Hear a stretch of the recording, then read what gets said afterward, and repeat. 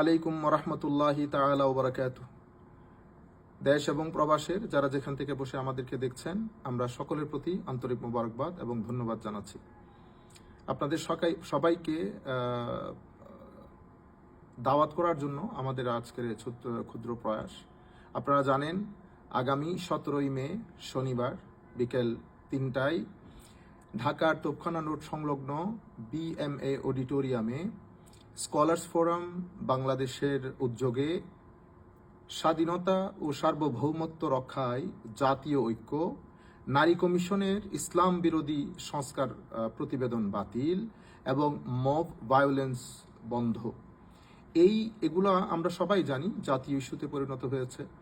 এই সব কিছুকে সামনে রেখে স্কলার্স ফোরাম বাংলাদেশ আগামী শনিবার দেশের উলামা, মাশায়েখ এবং বুদ্ধিজীবীদের একটা সম্মেলনের আয়োজন করেছে।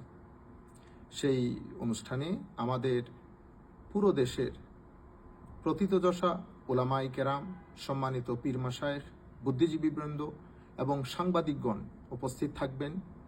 আমি ঢাকার আশেপাশে আপনারা যারা আছেন, যারা আমাদেরকে মহব্বত করেন এবং বাংলাদেশের বিভিন্ন অঞ্চলে, সবার প্রতি আমাদের অনুরোধ, আপনারা এই অনুষ্ঠানে দলে দলে যোগদান করবেন।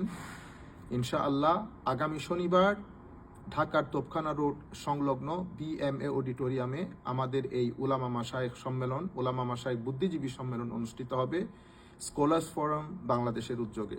সকলের প্রতি দাওয়াত রইল। ধন্যবাদ সবাইকে। আসসালামু আলাইকুম ওয়া রাহমাতুল্লাহি তাআলা ওয়া বারাকাতুহু।